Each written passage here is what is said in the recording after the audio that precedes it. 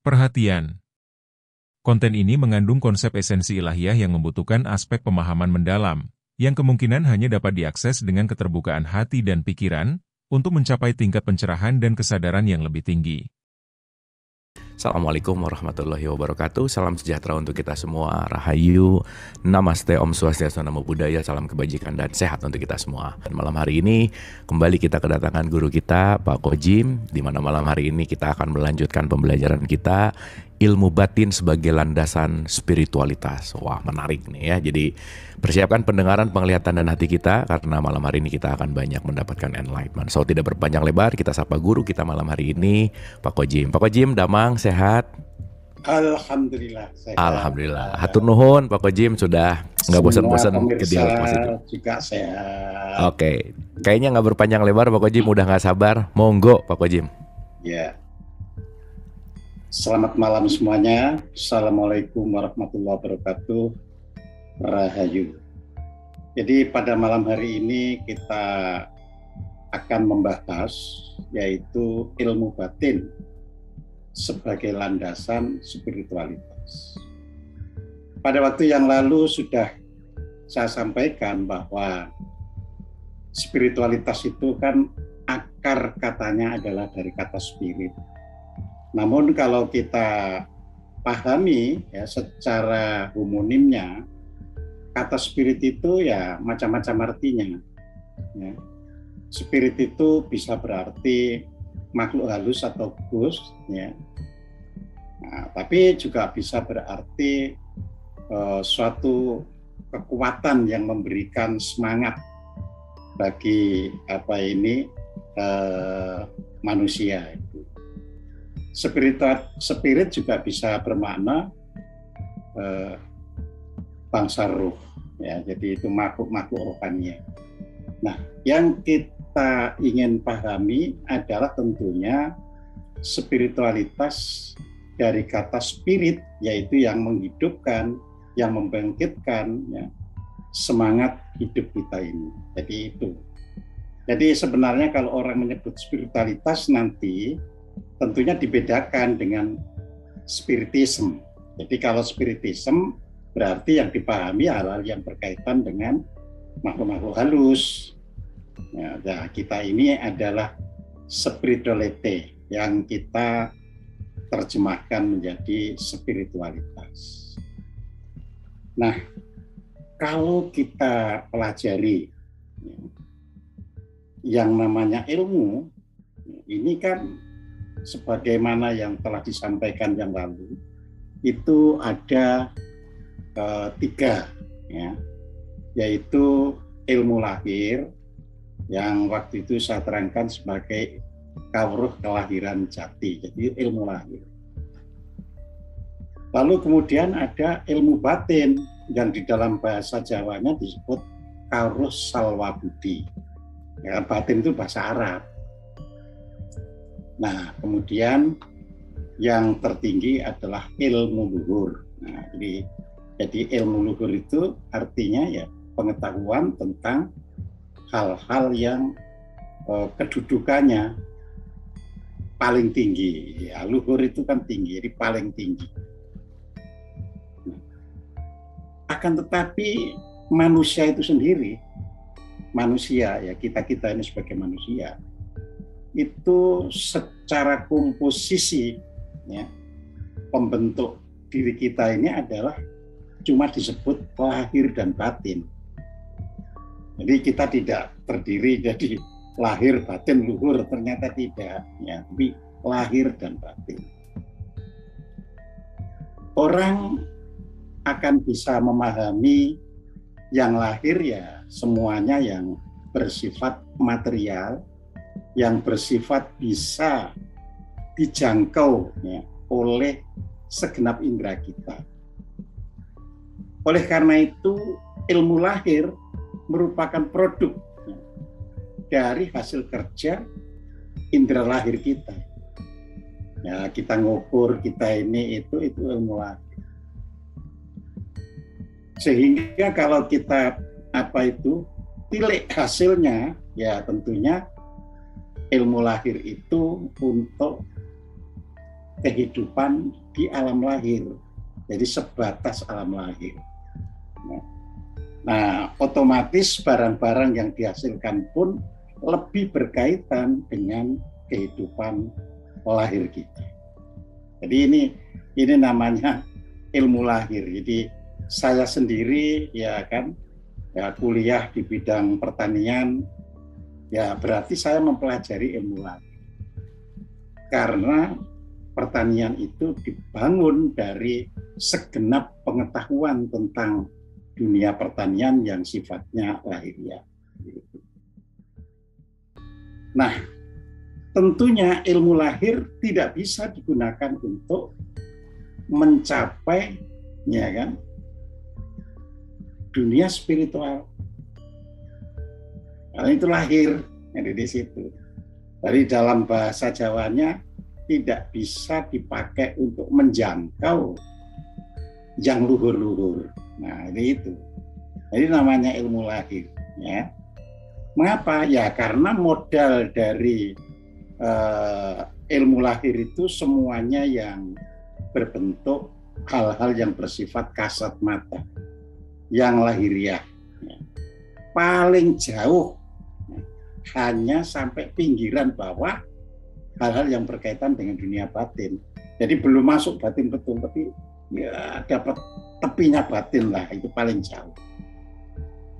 Oleh karena itu, jika suatu negara, ya kan, kalau kita besarkan gitu, ya, hanya berpegang hal-hal yang lahiriah, negara bisa maju, tetapi belum tentu bisa membahagiakan rakyatnya atau warganya.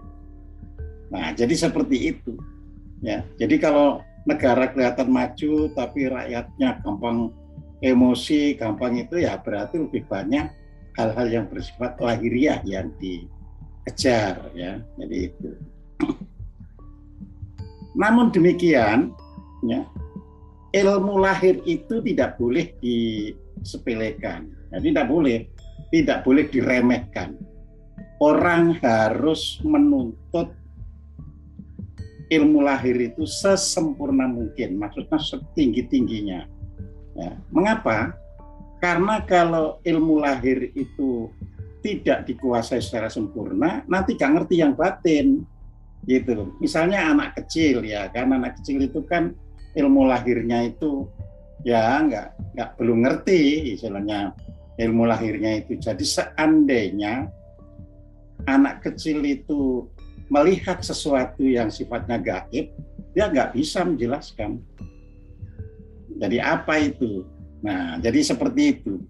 Ya, saya itu punya cucu, jadi itu dari ketika masuk di SD itu sering dibully oleh teman-temannya karena ia selalu mengatakan, aku lihat di pinggir kelas kita itu ada makhluk yang apa itu bisa menggoda kita, menyeramkan dan sebagainya. Wah, teman-temannya ya nggak bisa. Termasuk cucu saya nggak bisa menerangkan karena baru kelas 3 SD kan itu kan. Jadi seperti itu. Makanya yang lahiriah harus dikuasai betul supaya nanti bisa membedakan yang lahiriah dan yang batiniah itu. Supaya tidak keliru mana yang halu, mana yang ilu, mana yang fantasi dan sebagainya. Jadi di situ ya. Nah, jadi sebelum saya menyampaikan hal-hal yang bersifat ilmu batin, ya saya sampaikan lebih dulu apa yang ada di dalam ilmu lahir itu, ya. Yaitu misalnya kita belajar olahraga, ya, itu kan tubuh jasmani. Jadi yang diolah itu betul-betul jasmani kita, supaya otot kita, urat kita, ya, daging kita dan sebagainya itu menjadi sehat. Kita dilatih menulis, ya, yaitu ilmu lahir. Kita dilatih menghitung, itu ilmu lahir, menggambar, bekerja, membaca, berkata, membau, mendengar, merekayasa, ya, dan sebagainya yang berkaitan dengan lahiriah itu ilmu lahir. Jadi harus dipelajari sesuai dengan kapasitas lahiriah kita yang diberikan oleh Tuhan. Ya, ada kapasitas lahiriah, ada yang terampil sekali di bidang mesin, ada yang terampil sekali di bidang seni dan sebagainya. Nah, itu harus dipelajari ya sesempurna mungkin sesuai dengan kapasitasnya. Jadi ini yang harus bisa dipahami. Nah, nanti hasilnya tentu adalah ya apa yang dinamakan daya pakarti.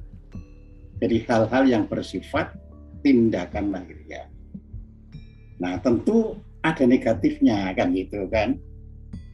Kalau kita menguasai ilmu lahir itu pintar sekali ya kan. Betul-betul kita itu sudah sempurna dalam hal lahir, maka ya kan apa yang tumbuh dalam daya pakarti itu, rasa ingin memiliki benda itu tinggi sekali. Ya, jadi kayak bangsa kita ini kalau kita lihat ya dari penggede-penggedenya itu memburu hal-hal yang bersifat lahir, karena berarti dia tidak menguasai ilmu batin. Ya, jadi di situ. Jadi wah yang namanya apa ini hal-hal yang bersifat lahir itu dituntut luar biasa, seolah-olah hidup itu pada masa depannya itu tergantung yang lahiriah itu. Nah, padahal itu hanya sarana yang harus kita kuasai, tetapi bukan mandek di situ, gitu loh ya, bukan mandek di ilmu lahir. Ya. Lebih jauh, ilmu lahir itu transaksional. Akhirnya kita selalu ya kepandaian kita diukur dengan imbalan. Oh, untuk membuat ini nggak bisa kalau nggak sekian juta. Nah, jadi seperti itu ya, jadinya. Nah, jadi dagang ya Pak Kojim ya? Nah, jadi dagang. Tapi itu nggak menyalahi kodratnya karena itu kodrat lahiriah. Jadi gitu. Cuma kita hanya ingatkan kalau hanya sebatas yang lahir, nantinya hanya ke situ. Ya. Jadi yang dalam transaksi itu yang ditebus adalah kekayaan ya sesuai dengan besarnya tenaga dan waktu yang dicurahkan untuk menghasilkan sesuatu yang lahiriah tadi. Ya, jadi seperti itu, ya kan. Ya. Makanya misalnya negara yang maju itu kan misalnya bisa membuat mobil yang sangat mahal, ya diukur dari wah aku bayar apa ini ahli mesinnya sekian, ahli ini semuanya diukur, ya itu. Nah, itu yang hal-hal yang lahiriah itu tidak boleh diremehkan, tidak boleh disepelekan, tapi ya harus dipelajari dengan benar sampai sesempurna mungkin, tapi nggak boleh mandek di situ.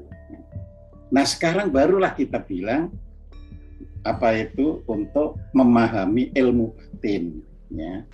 Tadi sudah saya katakan di dalam bahasa Jawa, karena ilmu batin itu ilmu itu bahasa Arab, batin itu juga bahasa Arab.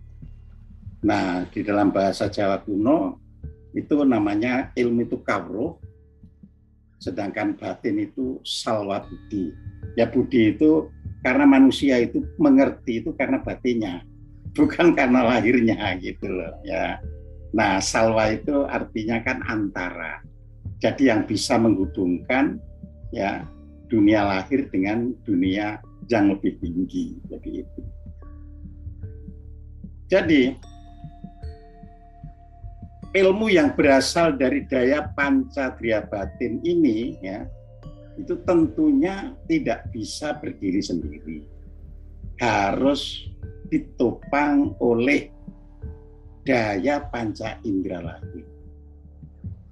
Jadi makanya misalnya orang itu buta dan sebagainya ya sulit sekali untuk apa itu meningkatkan kualitas batinnya, ya kan. Makanya dulu di dalam cerita Mahabharata ya. Jadi sebenarnya kan Dhritarashtra itu ilmunya tinggi. Tapi karena ia buta sejak lahir, nah, jadi di situ tidak mengetahui bahwa batin itu kaitannya adalah ke dunia luhur. Akhirnya terjerumus untuk lebih ya membela anak-anaknya yang berebut ya tentang kekuasaan. Jadi di situ ya. Nah, dengan ilmu batin itu orang tentunya kalau menekuni ya kan tadi lahir menekuni jadi bisa lahir mobil, televisi, ya semua komputer dan sebagainya, itu ilmu lahir. Nah, kalau ilmu batin kalau ditekuni ya bisa mendengar, melihat hal-hal yang tidak dilihat oleh mata biasa, ya kan, bisa mendengar bunyi-bunyi yang tidak tertangkap atau tidak terjangkau oleh pendengaran orang pada umumnya. Namun demikian kita harus bisa membedakan antara orang yang bisa ya, menguasai hal-hal yang bersifat gaib tetapi karena olah batin dengan yang gaib. Ya, gaib itu adalah ya orang tanpa belajar, tanpa sungguh-sungguh mempelajari, tapi dia bisa melihat yang gaib itu. Nah, itu namanya ya gift, anugerah ya. Ya namanya anugerah ya, kita tidak bisa kok bisa ya gitu, kita nggak bisa begitu ya. Akan tetapi yang bersifat anugerah itu ya, kalau dia tidak olah ya akhirnya mandek hanya sebagai sesuatu yang dianggap dia bisa melihat ini, tapi tidak akan bisa istilahnya memahami sasmitanya gitu loh. Ya, sekarang ini kan kalau di YouTube itu banyak sekali kan orang yang meramalkan ini, meramalkan itu, tapi saya kan teliti, gak ada yang cocok gitu loh. Karena dia hanya gift. Jadi gitu. Karena hanya gift, terus ditanya orang, jadi dia tidak bisa mengaitkan antara ya hasil suatu perbuatan manusia yang secara lahir dan kejadian di alam yang belum terlihat secara lahiriah. Nah, jadi itu. Nah, kalau kita misalnya tidak belajar seperti malam ini yang disebut ilmu batin ya, kita akan terjerumus senang sekali untuk membuka YouTube itu ya. Itu kan ada ramalan tentang ini, tentang itu, tentang macam-macam lah gitu. Ya, tapi nanti kalau Anda sudah ngerti batin bisa senyum terus, gitu loh. Nah, bagi yang sudah menguasai ilmu batin, ya, menguasai itu artinya sudah belajar, ya kan, sudah belajar, ya. Maka mereka bisa melihat ya sesuatu yang tak terlihat oleh mata manusia pada umumnya, tapi karena diolah kan, sehingga tidak gegabah untuk mengatakan sesuatu ya. Jadi seperti itu. Jadi tidak gegabah. Paling kita lihat sasmitanya, firasatnya ya, nanti akhirnya kita diberikan arah untuk bagaimana hidup yang benar ya. Jadi mereka bisa bukan karena mempunyai mata ketiga ya, tetapi karena olah batin sudah berhasil sampai di situ. Jadi sudah diolah sampai di situ, gitu loh ya. Jadi itu. Nah, begitu juga bagi yang sudah bisa mendengar suara yang tak terlihat, tak terdengar oleh telinga manusia pada umumnya, ya. Baik itu karena kecilnya suara maupun karena jauhnya sumber bunyi, ya, itu karena orang sudah mengolahnya. Jadi melatih, mengolah. Nah, sebenarnya yang dilihat atau didengar oleh orang yang sudah menguasai ilmu batin itu, ya meskipun sudah diolah, itu baru sampai tahap serupa mimpi dream, ya jadi di situ. Baru sampai pada tahap serupa mimpi atau dream, ya. Nah, makanya di sini tadi kita belajar ilmu batin sebagai ya landasan spiritualitas. Jadi kalau hanya mandek di batin, ya itu baru seperti dream atau mimpi saja. Jadi artinya ilmu lahir kalau mandek, hasilnya adalah mendorong kita sangat duniawi, ya, keinginan nafsu untuk menguasai hal yang bersifat duniawi itu tinggi. Sedangkan kalau ilmu batin itu mandek, ya, maka ia akan mengantarkan orang sampai pada tahap serupa atau keadaan seperti mimpi. Ya. Nah, namanya masih seperti mimpi perlu diterjemahkan. Nah, makanya orang-orang itu ada yang nulis buku, ya, makna mimpi, ya kan, ada yang nulis apa itu tafsir mimpi, Pak. Ya, dan sebagainya, ya kan, ada takwil mimpi. Nah, jadi seperti itu, ya. Ya, karena semua ini kan harus melihat itu dari puncak gunung, bukan dari ketika kita melihat sesuatu, ya. Nah, jadi kita hendaknya tidak berhenti di situ lalu mendaku dan mengaku-ngaku. Ya, jadi di situ tidak boleh, karena itu baru tahapan perjalanan. Jadi itu. Jadi hal itu akan bisa menjadi penghalang bagi kita kalau ilmu batin itu mandek di situ. Ya. Nah, jadi di situ. Ini yang harus kita pahami dulu. Ya. Nah, makanya ketika Nabi Musa kepingin ketemu seseorang yang diberi ilmu, ya kan, ilmu batin, ya, itu di surat Al-Kahfi kan, itu mulai dari ayat 62 sampai 80 itu kan bercerita tentang upaya Musa untuk memahami, ya, ilmu luhur, tapi tentu harus belajar ilmu batinnya, gitu kan. Ya, di situ kan ada gambaran, misalnya pada ayat surat 18 ayat 65 misalnya kan, di situ dikatakan Musa bertemu dengan seorang hamba di antara hamba-hamba yang diberikan kepadanya rahmat, ya. Nah, dari sisinya, makanya nanti disebut itu ilmu laduni kan, gitu kan.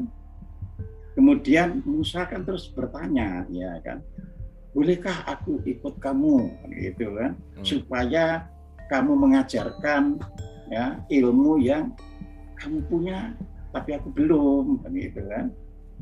Lalu orang itu kan menjawab. Nah, orang itu nanti kalau di hadis disebut Khidir, tapi di Al-Quran kan nama itu nggak ada, gitu, ya. Jadi Khidir itu adalah nama yang diperoleh oleh orang-orang Islam dari hadis, ya. Nah, apa jawaban orang itu? Ya, kamu tak akan sanggup sabar mengikuti aku. Mengapa? Karena kamu itu belum punya pengetahuan yang cukup tentang itu, maksudnya tentang yang batin tadi, gitu, tentang yang spiritualitas tadi. Ya, padahal sekarang ini kan kita lihat banyak orang yang klaim ilmu spiritual itu di Facebook itu luar biasa banyaknya. Gak apa-apa sebagai kayak aja ini, Kang Abu tampil magic kan, ya, menyenangkan orang tidak apa-apa. Saya pun gitu, makanya tadi saya katakan mesem-mesem saja, karena itu sama dengan orang yang sekedar menampilkan sesuatu menghibur orang. Oke, nggak ada masalah. Tapi ini kan pengajaran, jadi saya tidak mengajarkan apa itu untuk menghibur orang. Ya. Nah, jadi sebenarnya ilmu batin itu berkenaan dengan hal-hal yang bersifat kejiwaan. Tapi ilmu jiwa itu bukan ilmu batin. Nah, ini harus dipahami, ya. Kalau ilmu jiwa atau psikologi, ya, nah, saya dulu kan mempelajari apa sih yang disebut psikologi itu. Ternyata batasannya adalah ilmu, ya, atau apa itu knowledge, ya kan, yang berkaitan dengan gejala-gejala. Jadi gejala yang dipelajari itu gejala-gejala kejiwaan. Jadi bukan apa itu memahami jiwa itu sendiri, cuma gejala-gejala. Ya. Nah, padahal kalau ini berkenaan dengan hal-hal yang bersifat kejiwaan. Jadi bukan gejalanya, tapi hal-hal yang bersifat kejiwaan atau alam batin. Jadi itu. Nah, tentunya beda jauh. Ya. Jadi kalau ilmu batin tidak ada urusannya dengan mempelajari orang ini kena gejala marah atau tidak, orang ini bipolar atau tidak, orang ini autis atau tidak. Kita tidak belajar ke sana. Ya. Nah, hanya diberikan poinnya dulu supaya kita itu paham, ya. Jadi bukan kita, ayo cari ilmu batinnya dulu. Nah, kalau kita tidak mengerti apa sih yang disebut bersifat kejiwaan itu, ya kita percuma kan nanti. Nah, makanya perlu saya sampaikan dari kalau orang itu betul-betul ingin belajar ilmu batin, ya, harus tahu dulu produknya kan gitu kan. Jadi produknya, ya kayak tadi kan, ilmu lahir produknya adalah hal-hal ya yang berkaitan dengan ya sastra, matematika, menulis, menggambar, menyanyi, olahraga dan sebagainya. Ya, itu ilmu lahir. Nah, produk ilmu batin itu adalah satu, tumbuhnya rasa cinta, ya, atau tresno terhadap sesamanya. Nah, jadi kalau orang menekuni sesuatu tapi kok terus orang itu penuh kasih sayang dalam hidupnya, nah itu bagian dari hasilnya ilmu batin, ya. Terus tata krama dalam kehidupannya itu menjadi lebih baik. Itu mengapa orang-orang sekarang ini nggak susah diajari tata kramamu, ya kan, dianggap barang kuno dan sebagainya, karena yang dididikkan anak-anak generasi sekarang ini cuma yang lahir. Jadi di situ, ya. Jadi produknya itu menumbuhkan rasa cinta terhadap sesamanya. Nah, ekspansinya rasa cinta terhadap sesamanya itu tentu tata kramanya dalam pergaulan itu baik, sifatnya rendah hati, itu kan ekspansinya, ya kan. Lo berani mengalah, sebab kalau orang tidak pernah berani mengalah nggak bisa memiliki rasa cinta kepada orang lain, karena orang lain maunya dikites saja juga. Nah, seperti itu, ya. Tidak mudah bertengkar. Karena apa? Karena di dalam mempelajari ilmu lahir itu yang dicari adalah hal-hal yang menenteramkan batin. Jadi justru yang dicari itu hal-hal yang menenteramkan batin. Nah, kemudian produk lain dari ilmu batin itu adalah, ya, bisa menguasai diri untuk, ya, melakukan kebenaran di dalam hidupnya. Jadi menguasai akhirnya. Ya, kalau tadi kan ilmu lahir akhirnya bisa punya prestasi di bidang lahiriah. Nah, ilmu batin, ya, kalau kita asah, ya bisa menguasai diri ini, bisa tidak gampang marah, ya kan. Arah laku kita itu menjadi benar, sehingga tutur kata pun menjadi tersusun, bahasanya enak, ya, sastranya baik, ya. Nah, tidak bercanda yang tidak berfaedah. Jadi maksudnya kalau bercanda, kalau berguru itu untuk hal-hal yang berfaedah, ya kan. Nah, jadi ini adalah yang namanya produk ilmu batin. Akhirnya apa? Ekspansinya ya bisa saling menghargai. Jadi di situ, ya.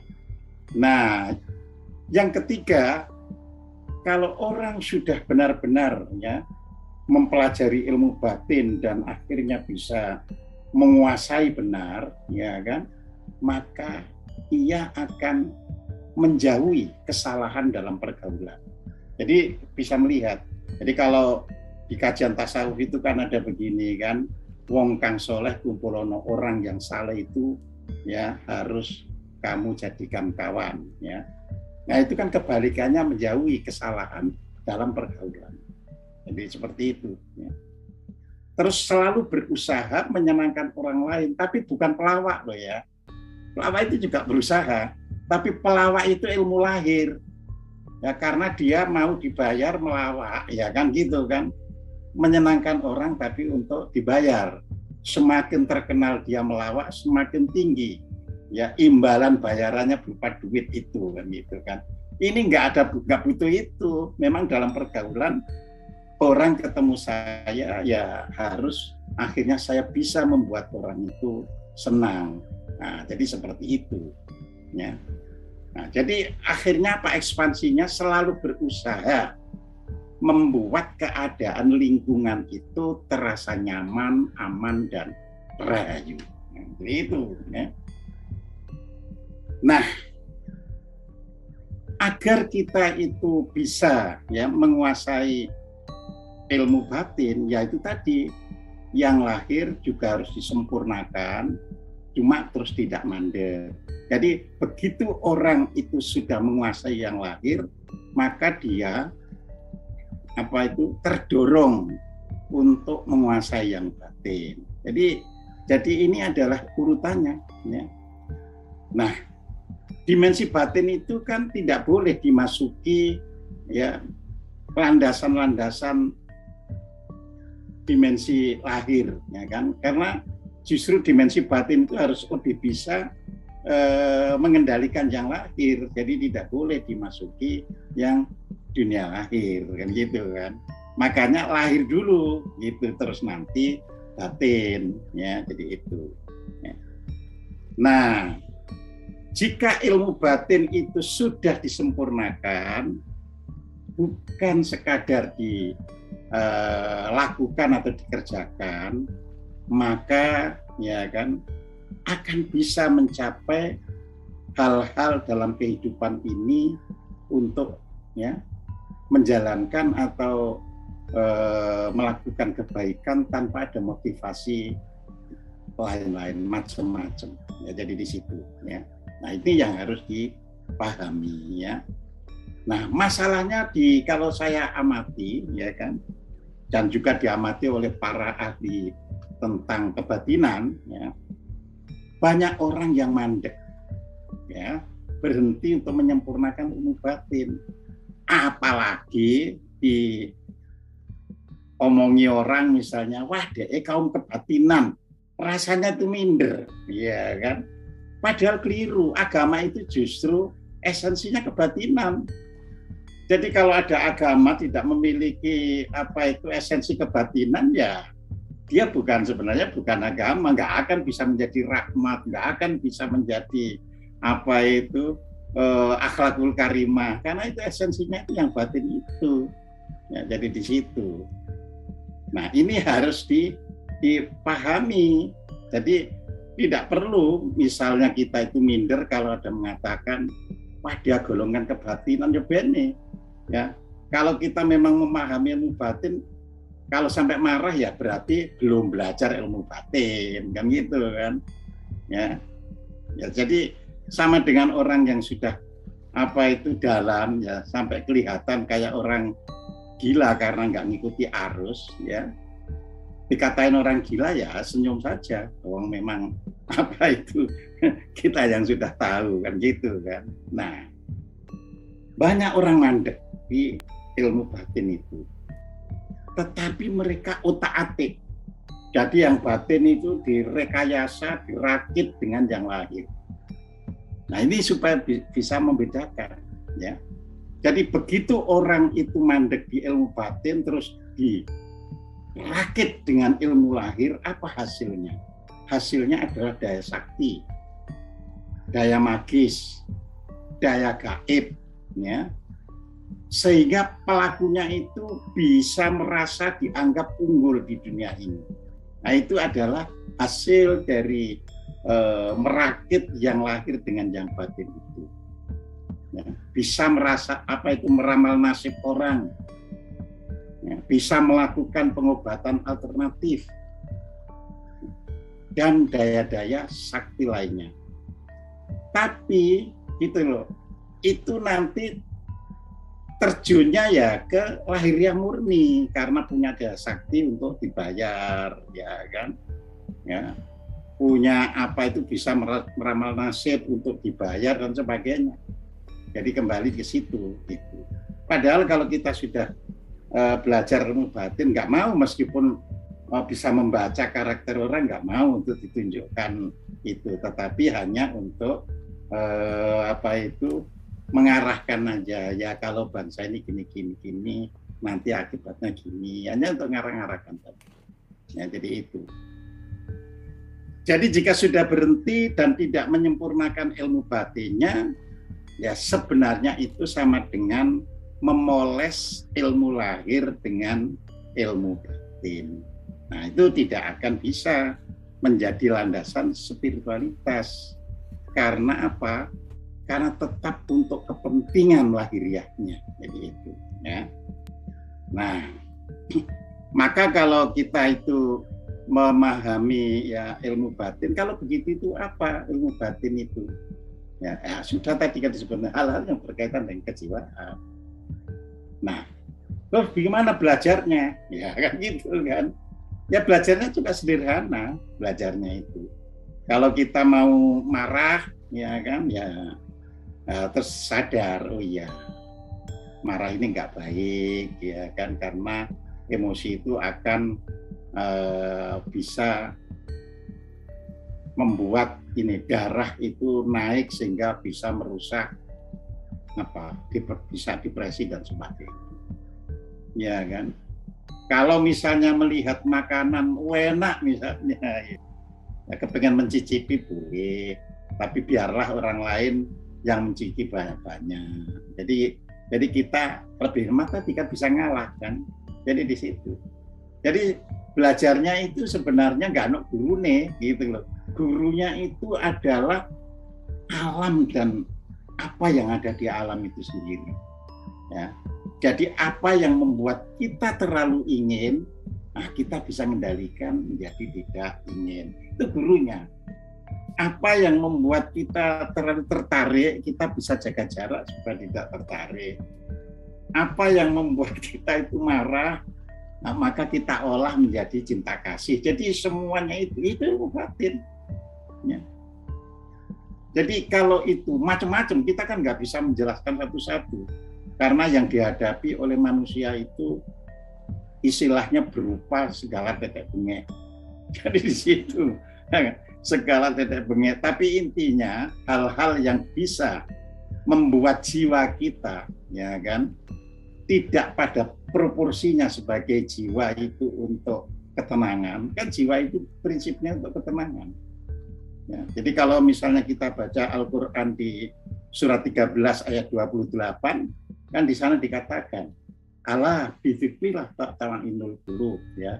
Hanya dengan ingat Allah hati menjadi tenang, ya kan. Nah, jadi yang disebut ingat Allah itu ya bukan ingat kata-kata Allah itu, bukan apa itu ingat oh ya Allah itu sang pencipta, tidak. Tapi begitu ada orang yang memancing kita mau marah, nah, kita ingat Allah berarti ya kan Allah itu disebut yang Maha Kasih, ya Maha Rahman, Maha Rahim. Nah, jadi kita oh iya. Nah, yang jelas Allah bukan Maha Pemarah, jadi saya nggak perlu terpancing marah. Ini ilmu batin, jadi langsung dihadapkan. Makanya tadi Musa dikatakan ya kamu nggak bisa ikut aku, ya nggak akan sabar karena belum punya landasan untuk itu. Kan Musa ini masih orang yang pada waktu itu habis melawan Fir'aun dan sebagainya, jadi dorongan drive-nya untuk perang itu tinggi, ya. Jadi di situ. Ya. Nah, jadi di sini yang harus kita pahami. Ya. Jadi kalau tadi ya satu persatu tadi kita ingat lagi misalnya kan, ya tadi kan pertama tanda bahwa orang itu sudah berhasil ilmu batinnya itu menumbuhkan atau tumbuh rasa cinta terhadap sesamanya. Nah, jadi yang dipelajari itu gimana kita bisa cinta terhadap sesamanya sehingga akhirnya itu tumbuh, ya kan? Suatu hari ada salah satu seorang ibu yang ikut pengajian saya di Kebayoran, itu dia bertanya, Pak, bagaimana ya saya ini menghilangkan rasa benci kepada seseorang. Ini sudah 10 tahun lebih, tapi bencinya nggak hilang-hilang. Jadi di situ kan. Nah ini kan ibu ini berarti nggak punya ilmu batin sehingga nggak bisa menghilangkan itu. 10 tahun lebih dia bilang, ya, kenapa sampai benci? Riwayatnya itu dulu 10 tahun yang lalu itu, ya kan, istilahnya saya itu bertemu dia itu gampang dikadali gitu loh. Jadi akhirnya tumbuh benci kepada temannya itu. Nah, akhirnya dia itu cerita, padahal sekarang itu sudah lebih 10 tahun. Kalau sampai melihat dia di jalan, bencinya itu tumbuh lagi. Jadi di situ. Nah itu makanya saya beri ibu, ya, benci itu reaksi karena ibu kesal. Karena ibu menderita akibat dipermainkan oleh teman itu. Tapi itu harus dipandang sesaat. Sesaat gimana, Pak? Ya artinya jangan dipandang itu bahwa apa yang terjadi pada waktu itu berarti terjadi seterusnya. Tidak. Ya, anggap saja pada waktu itu, ya, orang itu kelakuannya seperti itu sehingga menyinggung ibu. Nah, sekarang sudah 10 tahun, boleh jadi itu yang membuat ibu kesal itu pada orang itu sudah nggak ada sama sekali, ya kan? Sudah lupa, sudah ini itu gitu, ya kan? Nah, buktinya apa? Dia akhirnya bisa baik sama tetangga-tetangganya yang lain, tapi ibu merasa mangkel karena ibu memandang cerita 10 tahun yang lalu itu sama seperti sekarang ini. Nah, jadi ilmu batin itu menyadari itu, gitu loh. Ya, kalau kita rinci makanya tadi harus ada rasa tresna terhadap sesama, ya, sehingga hal-hal yang dulu bisa membuat bertengkar, ya kita anggap saja pada waktu itu, ya kan, ya karena mungkin usia lebih muda sehingga daya emosinya itu meledak-ledak, macam-macam. Nah itu disadari. Jadi ilmu batin itu menyadari itu. Makanya ujiannya pada Musa gimana kan sudah sederhana. Jangan tanya dulu ya kan gitu kan. Ya, nanti akan saya terangkan sendiri. Nah, jadi diterangkan ya perkara-perkara sebenarnya yang normatif ada di dunia. Ya, cuma Musa ini melihat mana ya ketemu anak kecil kok langsung dibunuh, ya kan. Ya padahal itu pun pasemon, istilahnya pasemon itu metafora, ya kan? Karena apa? Karena si guru ini kan bisa membuat, gitu loh ya. Karena itu tadi ilmu batinnya sudah tinggi, itu tadi yang saya katakan, kalau ilmu batinnya tinggi bukan untuk dirakit supaya bisa dijadikan sulapan, tapi dia berhak misalnya. Saya tampilkan di anak kecil terus saya bunuh untuk pengajaran. Nah, jadi di situ. Ya. Nah, ini kan sebenarnya harus bisa membunuh emosinya Musa itu, kan gitu kan? Karena dibuat begitu. Lalu dibuatlah tanpa ada perahu, ya kan? Lalu dilubangi, ya kan? Heran ini apa itu karena. Nah, jadi hanya sekedar ditampakkan, ya. Padahal belum tentu ada perahunya itu sendiri, kan gitu. Itu artinya apa? Kalau ingin melindungi orang, nah gitu loh. Jangan sampai ya kita itu terlibat di dalam pertarungan secara face to face. Jadi kalau perlu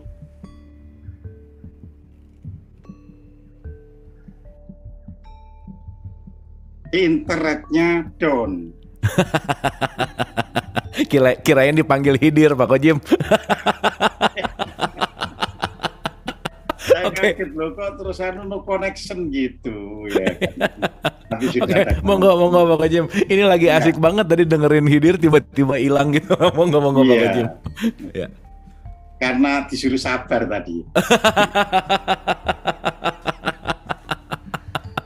Iya benar. Nah inilah praktek ilmu batin. Benar Pak Nggak Kojim. boleh panik, nggak boleh Iya. Ya, jadi itu tadi. Jadi semua yang disampaikan oleh seorang abdinya Tuhan yang dapat ilmu dari Tuhan tadi, ya kan, itu memberitahu Musa. Jadi harus ada landasan. Nah, sehari-hari kan kita ini hidup dibelit oleh kondisi yang sebenarnya sama seperti yang dihadapi Musa. Ya, Musa ini kan Fir'aun itu sebenarnya kan gambaran hawa nafsu yang sangat besar pada diri manusia. Itu harus ditaklukkan. Nah, untuk bisa menaklukkan itulah ya Musa diminta belajar oleh Tuhan kepada seorang hamba yang sudah menguasai ilmu batin. Ya. Mengapa di situ dikatakan seorang hamba yang telah menerima rahmat dari sisinya, ya kan? Karena gini, ya, kita tadi kan belajar mengatakan ilmu batin adalah landasan bagi, ya kan, spiritualitas. Artinya bukan spiritualitasnya itu sendiri, gitu loh. Spiritualitas itu nanti akan kita capai, ya kan, ketika ilmu lahir dan batin itu terus kita aktualisasikan dalam kehidupan kita sehari-hari. Ya, jadi ada godaan, kita tidak gampang tergoda. Ada orang bertanya, kita juga tidak emosi karena ada orang bertanya. Ya, saya ini kan ngisi berbagai banyak seminar, tapi saya nggak pernah ada orang ya yang kalau di seminar kan ada yang bertanya sampai berapi-api kayak emosi gitu, tapi kita tidak boleh melayani dengan emosi pula. Harus kita dengarkan apa yang ditanyakan. Nah, itulah aktualisasi kita belajar ilmu batin. Jadi kalau kita setiap hari loh kita ini dihadapkan pada hal-hal yang menyentuh batin kita, ya, terus kita akhirnya bisa menguasai, ya. Kita sudah tidak lagi itu menjadi hal yang berat bagi kita. Lah, barulah nanti ya Tuhan memberikan. Ya, sekarang bermanfaat dengan ini. Nah, jadi itu. Ya. Jadi seperti itu. Jadi ini yang harus kita pahami dengan gigih. Harus kita pahami dengan jelas dan kita aktualisasikan dengan gigih. Ya. Dalam kehidupan sehari-hari kita. Nah, mudah-mudahan kalau kita sudah bisa tidak goncang hati kita dengan berbagai pengaruh di dunia ini, ya baru nanti bangsa ini spiritualitasnya naik. Kalau spiritualitasnya naik, ya kan, bangsa bisa gampang diajak maju. Nah, gitu loh ya. Mengapa sih bangsa Indonesia ini kok susah sekali ya diajak bareng-bareng maju itu? Nah, karena penguasaan lahirnya lebih tinggi dari penguasaan batinnya. Jadi apa-apa ditakar secara lahiriah, apa-apa itu ditakar secara lahiriah. Nah, kalau semuanya ditakar secara lahiriah, konflik jadinya, gitu loh. Ya. Jadi saya ngatakan apa-apa secara lahiriah itu bukan hanya untuk orang kecil, dari rakyat biasa sampai ya petingginya. Ya. Jadi semuanya akhirnya diukur secara lahiriah. Jadi di situ. Jadi hal-hal yang bersifat batiniah itu begitu sudah masuk tingkatan yang mendesak, terus langsung diabaikan, dilupakan, ya, dan akhirnya kembali ke lahiriah.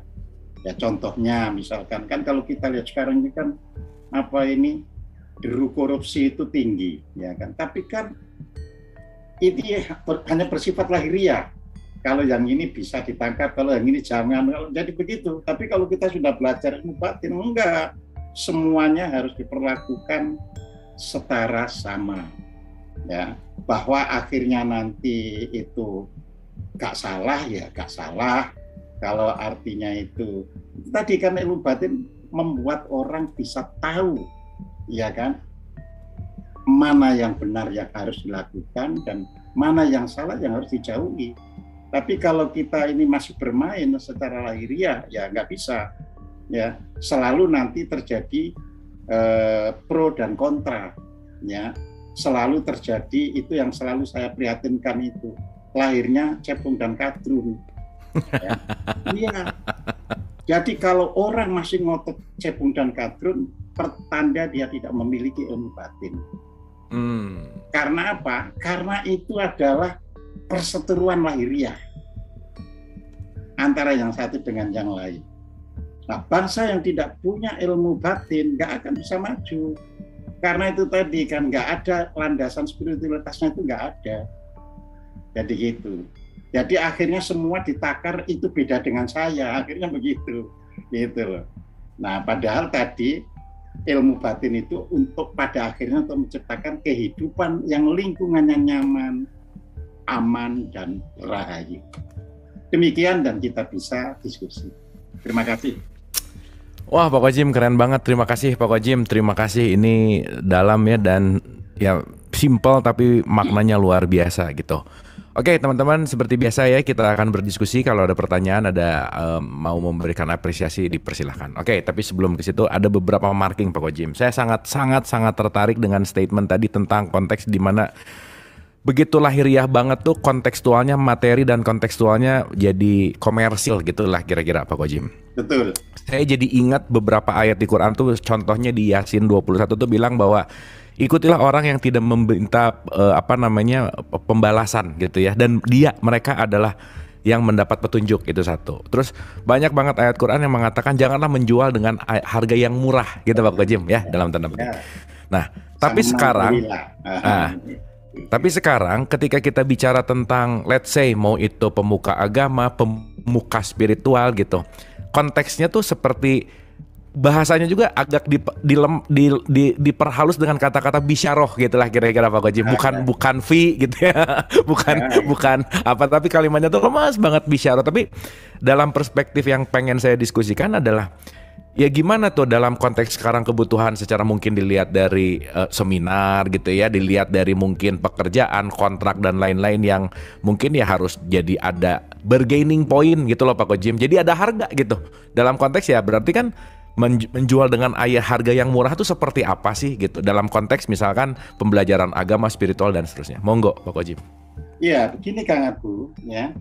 Jadi sebenarnya ya kayak itu ya, ada kursus tentang katakanlah ilmu kebatinan bayar sekian yang katakanlah gitu kan. Sebenarnya itu di dalam serat-serat Jawa dikatakan. Jadi tugas seorang brahmana. Jadi brahmana itu artinya semua orang yang memberikan pengajaran. Itu brahmana ya. Jadi kalau ksatria kan orang yang aktualisasinya itu melindungi. Ya. Maka ya, orang-orang yang ingin mendapatkan itu istilahnya dengan kesadarannya ya memberikan dana kepada para brahmana itu.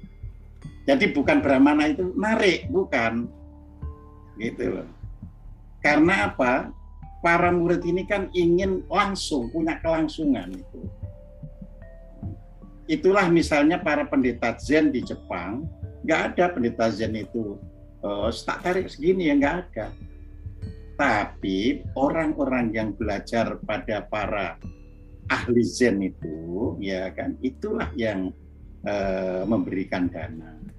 Ya, terus nanti di dalam sistem agama yang sudah dibungkus dengan kekuatan politik ada caritas. Jadi seperti itu. Nah, dengan caritas itu dikelola kan istilahnya oleh pihak panitia, misalnya kepausan, ya kan. Nah, kalau di yang Kristen bukan yang Katolik berarti lewat gereja-gereja masing-masing. Jadi di situ. Nah, ini berbeda dengan kasus-kasus seperti pelatihan misalnya spiritual intelligence dan sebagainya. Itu memang lahiriah sehingga dia untuk ikut proyek ini 3 minggu bayarnya sekian juta 1 orang. Nah, jadi begitu ya. Saya nggak akan menyalahkan, tapi itu lahiriah gitu loh. Oke. Ya. Dan yang lahiriah itu tidak akan bisa sampai menghasilkan orang yang sampai pada tataran spiritual. Itulah sebabnya berapa juta orang yang sudah berlatih IS2 dari siapapun, Indonesia ini ya gini-gini aja. Okay. Kita harus ngakui dengan jujur. Kita nggak boleh nutup-nutupi. Ya. Siapa yang salah ya kedua-duanya kan gitu. Yang satu memang menawarkan secara lahiriah, tapi yang ditawari merasa spiritual gitu, nggak kado gitu loh. Oke.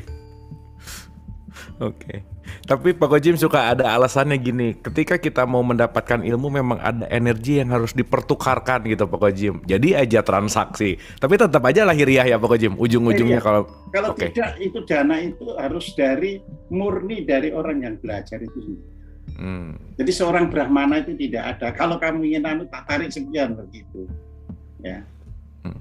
Jadi harus murni dari pihak yang belajar itu sendiri. Oke, terima kasih Pak Kojim. Jadi lebih ngerti kenapa Quran selalu mengulang-ulang jangan dijual dengan harga murah dong gitu ya Pak Kojim. Bahasanya keren banget gitu. Oke. Para pendeta Zen di Jepang itu malah katakanlah itu kendaraannya itu bisa Bentley. Tapi kan untuk melayani umat. Bukan untuk kelenceran. Gitu loh, dia datang ke umatnya. Tentunya kalau kendaraannya bagus kan bukan untuk pamer, tapi badan yang sudah tua dan sebagainya itu akan nyaman sampai ke umatnya. Jadi dia betul-betul datang ke umat. Jadi di situ. Saya sudah tanya sama orang Jepang, enggak, mereka gak narik apa-apa, tapi umat itu sendiri semua kepingin dilayani. Nah, karena semua kepingin dilayani, dia harus diberi kemudahan untuk sampai datang ke pihak umat. Kan sampai-sampai istilahnya meninggalkan kan kalau Zen Jepang itu boleh punya istri ya, ada pendetanya itu boleh punya istri. Memang ada yang tidak berkeluarga tapi ada yang boleh. Ya, yang boleh itu kan meninggalkan keluarganya untuk pergi ke umat kemana-mana itu. Jadi bagi dirinya sendiri mungkin nggak ada persoalan, nggak makan pun mungkin nggak apa-apa gitu. Nah makanya yang diketuk itu umatnya itu sendiri yang membina. Dan itu tadi saya katakan, akhirnya agama itu secara politis membuat caritas ya. Terus kalau di Islam membuat zakat, dan salah satu kan gitu kan, salah satu penerimanya itu adalah ambil zakat. Nah jadi seperti itu gitu. Jadi bukan ambil zakat itu untuk hidupnya menarik dari orang yang berzakat, tetapi dari hasil zakat itu salah satunya itu. Nah, tapi kalau itu terambil zakat yang ngambil besar-besar untuk dirinya, nah itu lain lagi ceritanya. Itu ceritanya lain lagi gitu. Oke, makasih Pak Kojim, terima kasih. Tadi juga menarik Pak Kojim bicara tentang ada orang melakukan kesalahan ya pada waktu itu, dan mungkin pada waktu sekarang sudah terjadi perubahan gitu. Jadi kalaupun ada orang yang kita benci gitu ya, diiketin ke SpaceX-nya Elon Musk, dikemarsin, udah nggak ada orangnya, tetap aja masih ada gitu ya Pak Kojim, karena masuk ke memori gitu. Nah, pertanyaannya adalah gimana sih Pak Kojim dalam konteks kebatinan ini untuk menghandle memori yang saya rasa kalau udah tertanam dalam memori kan ya pasti nggak hilang gitu ya. Nah, gimana batin ini bisa handle memori atau kotoran-kotoran hati gitu kira-kira Pak Kojim? Monggo. Oh iya, jadi kan gini, semua kan perlu pelatihan, betul kan? Semua perlu pelatihan, ya kan? Tapi pelatihan itu harus berani dihadapkan pada realitas. Jadi misalnya ya, ada orang marah, kita tidak terpancing marah, jadi kita langsung dihadapkan.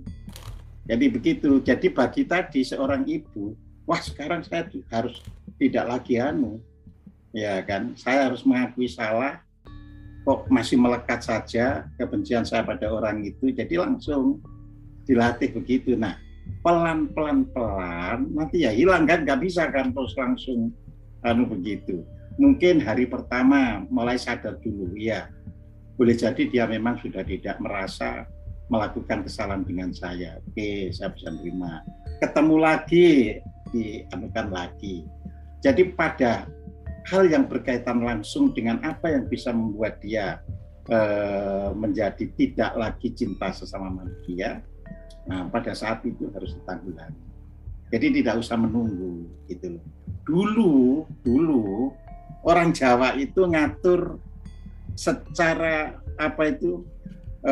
spiritualitas itu, jadi ilmu batin itu untuk supaya spiritualnya orang Jawa itu naik, yaitu kalau hari raya terus disuruhan itu maafan ya, minta maaf yang sebenarnya kan di dalam Islam sendiri kan nggak ada itu ya kan, tetapi itu tujuannya untuk mendidik, mengajarkan.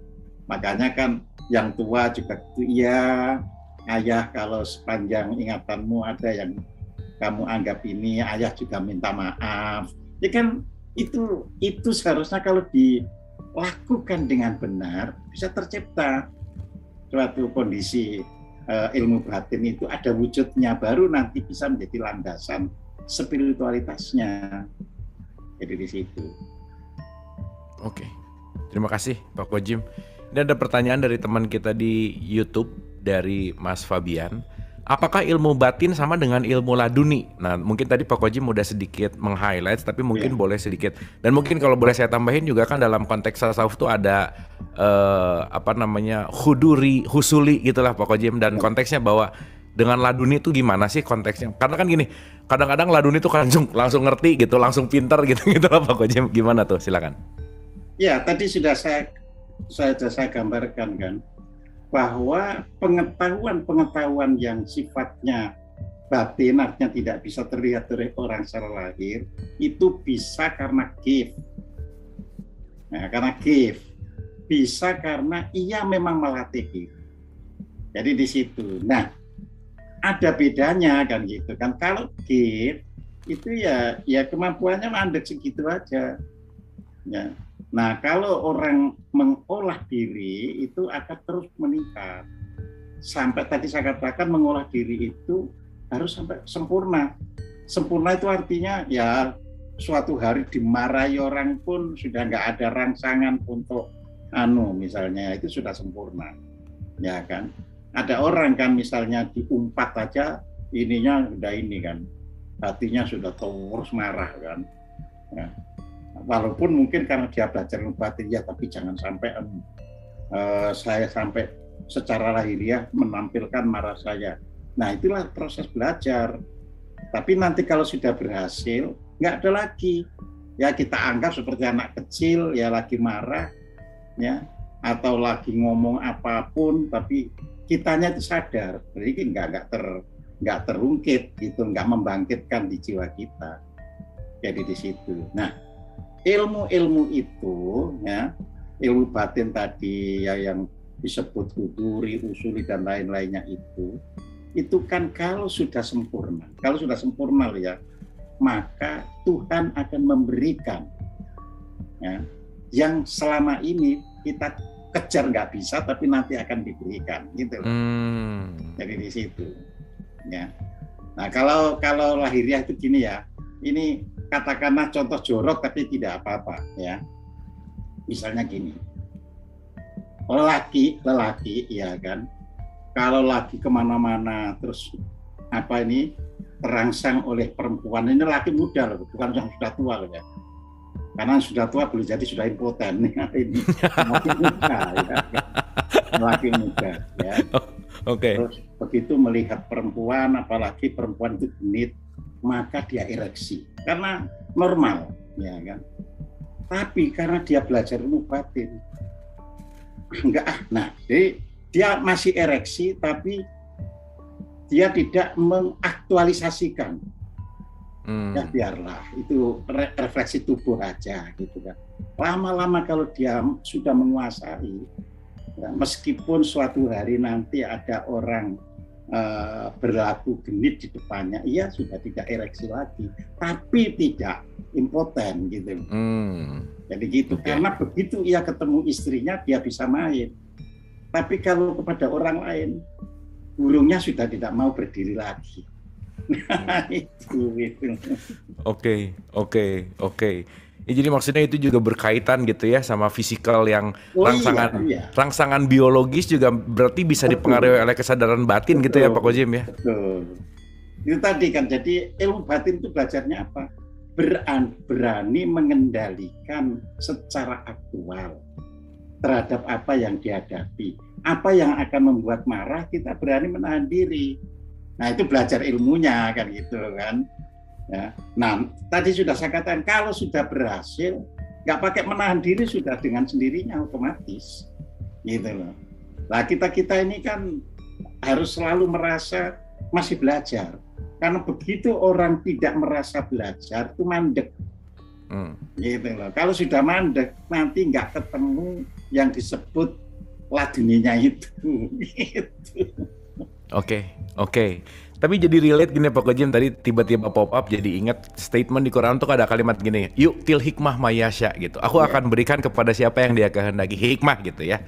Saya sih melihat ada relate antara hikmah dan kebatinan karena wisdom gitu kan poinnya. Nah, kalimatnya tuh menarik gitu Pak Kojim. Aku akan memberikan kepada siapa yang aku kehendaki gitu. Nah, berarti kan ini kan kaitan sama rezeki ya. Maksudnya nggak semua orang sama gitu dalam tanda petik si konsep kesadaran kebatinannya itu sama. Nah, apakah yang lebih diberi gift atau bakat gitu ya akan lebih cepat, atau yang enggak akan nggak lebih cepat? Nah, ini gimana relasinya Pak Kojim? Monggo.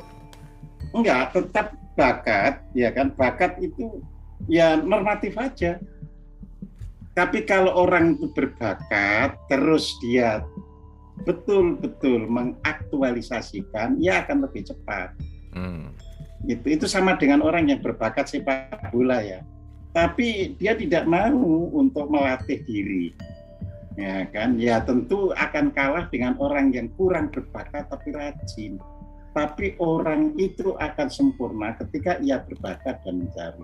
Nah, hikmah itu diberikan bukan dalam arti kata bahasa Arab itu kehendak itu dalam arti kata terputus dari kehendak manusianya.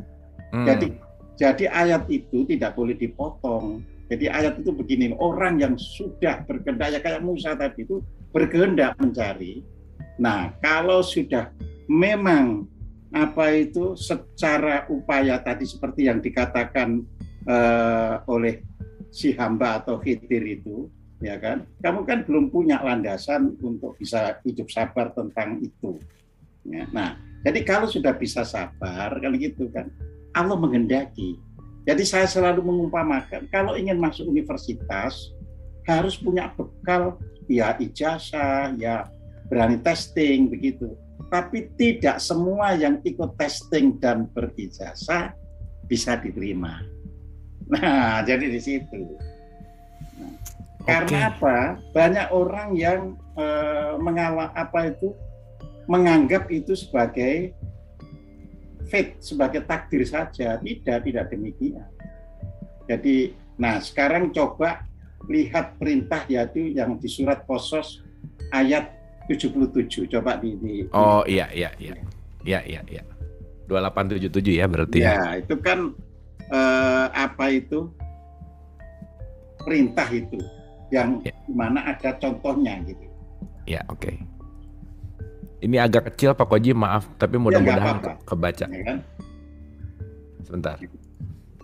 Nah, jadi kalau kita lihat di situ, kan? Di situ kan masalahnya kan gini. Ini menerjemahkannya kan gini kan di ayat itu kan. Dan carilah pada apa, ya kan? Jadi sebenarnya itu bukan pada apa, ya, akan tetapi dengan apa yang dianugerahkan Tuhan kepadamu.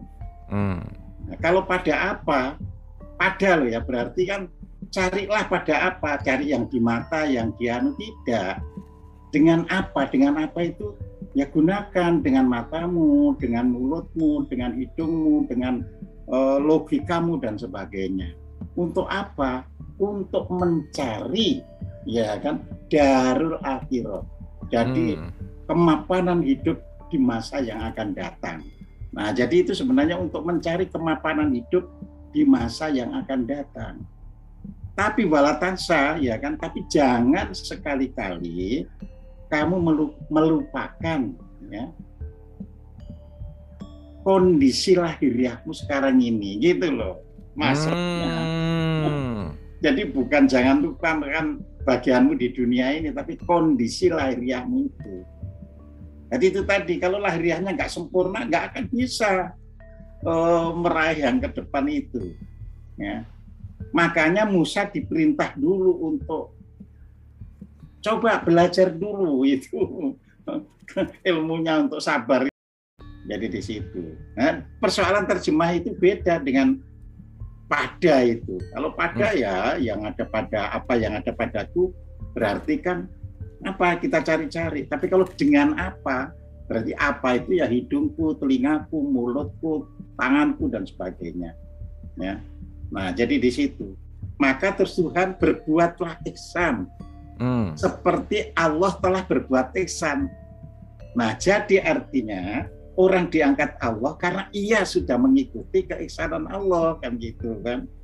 Jadi ternyata di situ bukan Allah itu menghendaki semata-mata karena dia berkehendak, tidak. Jadi berdasarkan perintah itu jelaskan berbuatlah ihsan seperti Allah telah berbuat ihsan kepadamu. Nah, jadi itu. Tapi terus ada kan larangannya kan. Dan jangan engkau melakukan kerusakan. Nah, kerusakan itu ya perilaku pelanggaran, bertengkar dan sebagainya. Jadi untuk bisa dijemput Allah gitu ya. Jangan sekali-kali melakukan hal yang bertentangan dengan ilmu batin tadi. Nah, jadi di situ. Oke, Pak Kojim, terima kasih banyak. Wah, pertanyaan masih banyak Pak Kojim, tapi ini udah 25.3. Kita ke Ibu Anca dulu. Silakan Bu Anca.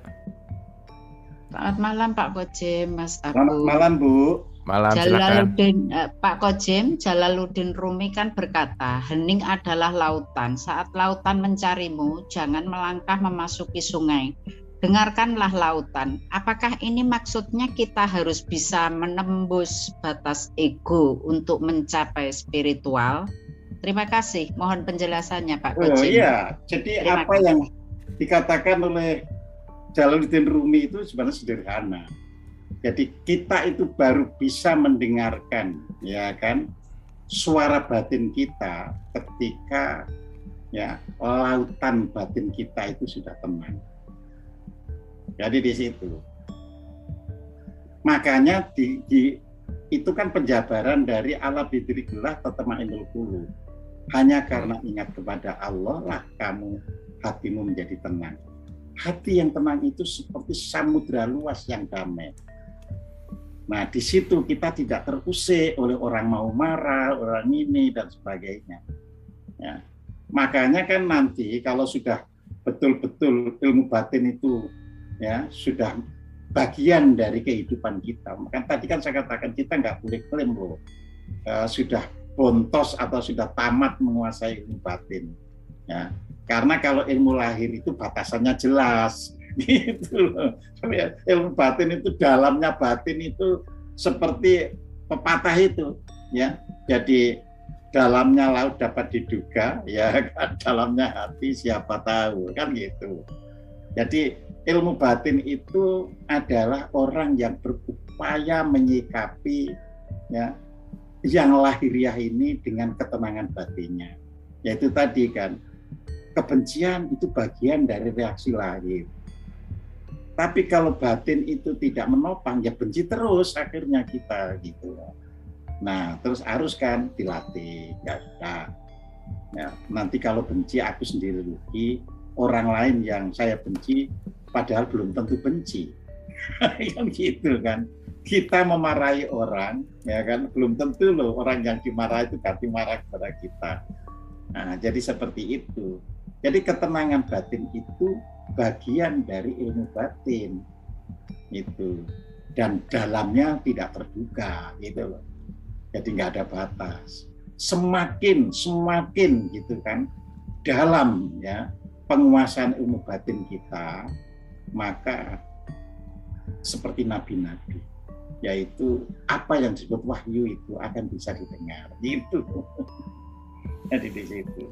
Oke, terima kasih Pak Kojim. Boleh tepuk tangan dulu untuk Pak Kojim. Pak Kojim, terima kasih. Ini masih banyak banget tapi sudah 25:06, sudah di penghujung acara. Dan mungkin untuk menggenapi episode kita malam hari ini, sedikit saja final statement. Monggo Pak Kojim. Ya, jadi saya petikkan dari awal tadi ya, kuasailah yang lahir itu sesempurna mungkin. Tapi harus ditopang dengan terus-menerus mendalami hal yang batin. Nah, caranya semua reaksi kehidupan ini bentuknya lahir. Gak mungkin ada bentuk batin-batin udah gak ketemu gitu loh. Bentuknya itu lahir. Maka pada saat itu ya kan, kita harus merespon batin dengan baik. Jadi kalau ada orang marah, kita jangan ikut marah. Ya kan? Kalau ada orang benci, kita jangan ikut benci. Jadi itu namanya jangan merespon. Terus dilatih terus sampai suatu hari tanpa lagi kita itu berusaha mengendalikan, sudah terkendali dengan sendiri. Nah, jadi seperti itu ya. Itu sederhana tapi abot. Jadi terima kasih. Terima kasih Pak Kojim, terima kasih. Mudah-mudahan ilmu yang dalam ini gitu ya, yang saya rasa ini sesuatu hal yang simpel tapi sangat bisa mengena dan tentu saja bisa kita aplikasikan dalam kehidupan sehari-hari, dan konteksnya sangat-sangat bisa membuat kita menuju kepada ilmu kebatinan yang benar-benar esensial. Pak Kojim, terima kasih banyak. Malam hari ini saya rasa kita semua mendapatkan banyak ilmu, dan dengan final statement tadi juga mengakhiri acara kita malam hari ini. So, sampai ketemu besok di jam dan channel yang sama. Terima kasih atas kebersamaannya. Mohon maaf lahir dan batin. Wabillahi taufiq.